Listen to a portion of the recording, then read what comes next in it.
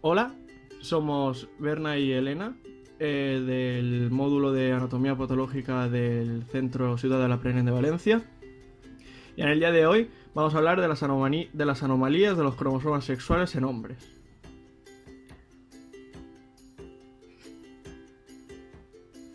Para empezar, vamos a tratar la introducción, en la que veremos los conceptos clave que tenemos que conocer previamente para el mejor entendimiento de este vídeo y de los síndromes que vamos a tratar, que es lo más importante. Para ello, vamos a conocer de primera mano qué es un síndrome. Entonces, un síndrome tenemos que saber que es un conjunto sintomático o cuadro clínico que presenta una persona que puede o no tener enfermedades como causa subyacente, es decir, que sean las enfermedades las que causen un síndrome, porque tenemos que saber que un síndrome no es lo mismo que una enfermedad. Sí que es verdad que un síndrome puede ser causado por varias o una enfermedad, pero no es una enfermedad. Que en esto, en el día común, la gente se confunde. Y por otro lado tenemos que considerar que es de entidad clínica. ¿Qué quiere decir entidad clínica? Que está siendo estudiado actualmente. Algunos más, otros menos. Veremos los que más, veremos también los que menos. Frácaro, por ejemplo, no tiene tanto estudio como es, por ejemplo, el síndrome de Down. Los que más estudio tienen, obviamente, tendrán más avances, más ayudas y más conocimiento para un futuro. Y los que menos, pues, tendrán que ir mejorando con el paso del tiempo. Ejemplos de síndrome. Ejemplo de síndrome que tenemos es, por ejemplo, valga la redundancia, el síndrome de Frácaro, en el que tenemos y que trataremos en este trabajo, tenemos 4X acompañando en Y, es un tipo de Klinefelter, ya lo veremos. Por otro lado, el síndrome de Patau, que es una trisomía en el cromosoma 13. Luego tenemos el síndrome de Down, uno de los más conocidos y con más avances en su estudio. Generalmente tiene una trisomía en el 21. Y por otro lado tenemos el Klinefelter, otro de los que vamos a tratar y en los que básicamente se centra este vídeo, como síndrome más importante, el cual consiste en de tener más de una X acompañándola ahí. En este caso vemos un cariotipo con 2X acompañándola ahí. A continuación vamos a ver la anomalía. ¿Qué es una anomalía? Porque, claro, si vamos a tratar síndromes, vamos a tener que conocer a fondo lo que es el concepto anomalía. Bien, pues la anomalía es tan simple como saber que es una diferencia tanto en el tamaño, en la forma, en la composición y el funcionamiento de o bien una célula, una cadena de ADN o un cromosoma. Nosotros vamos a tratarlo a nivel cromosómico, porque vamos a tratar síndromes en los que hay alteraciones cromosómicas. Ejemplos de anomalías. Pues, como ya se trató en exposiciones anteriores, una deleción de un cromosoma, es decir, un giro en su cromosoma hermano. Por otro lado tenemos la no disyunción, que forma parte de todos los síndromes que hoy vamos a tratar aquí, tanto Klinefelter como Frácaro, como el 49.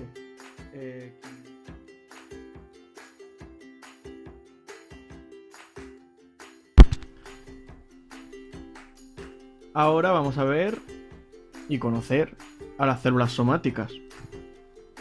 ¿Qué tenemos que saber de las células somáticas? Pues bien, las células somáticas son las que todo el mundo conocemos, que forman los tejidos y forman nuestros órganos y todo, menos las células sexuales, que serían la de los óvulos y los espermatozoides. Pues bien, entonces las somáticas, ¿cuáles son? ¿Y qué les pasa?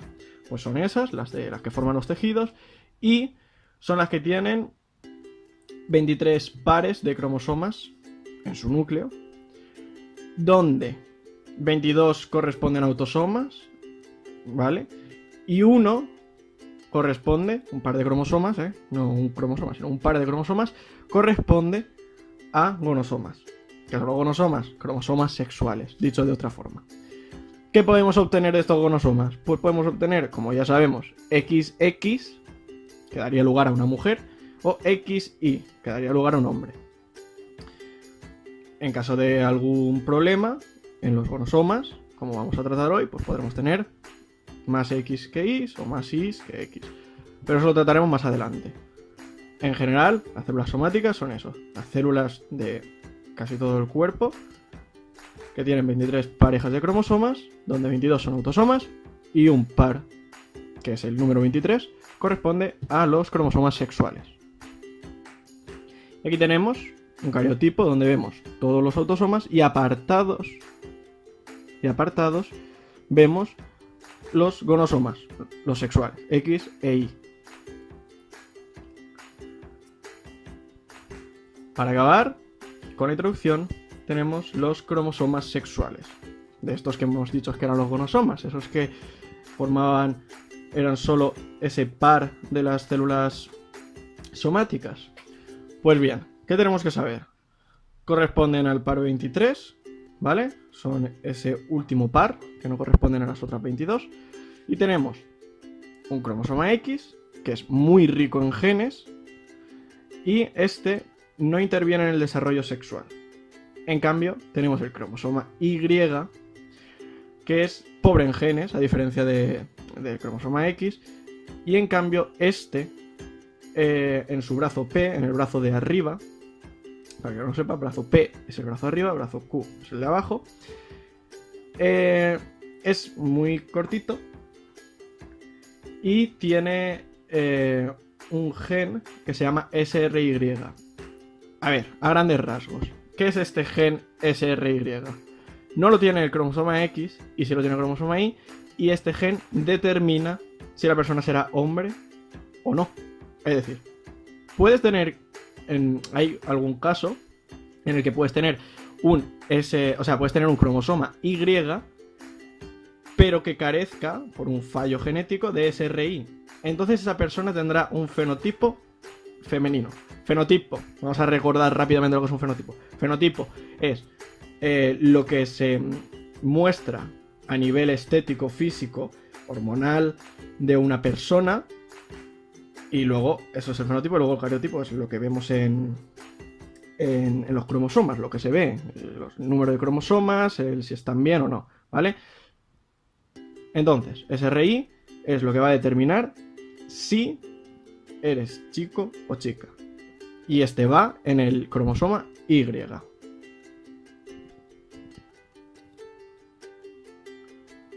Y aquí tenemos pues una imagen del cromosoma Y y el cromosoma X. También vamos a recordar muy rápidamente que los cromosomas tienen su centrómero, sus dos brazos, y en el caso del Y tenemos el gen SRY, y luego en el caso del X, pues obviamente no lo vemos. Mucho más grande, el cromosoma Y es el más pequeño de todo el cariotipo humano. Cromosoma X se corresponde pues en la media, en los que están en los medianos. Y con esto acabaríamos la introducción.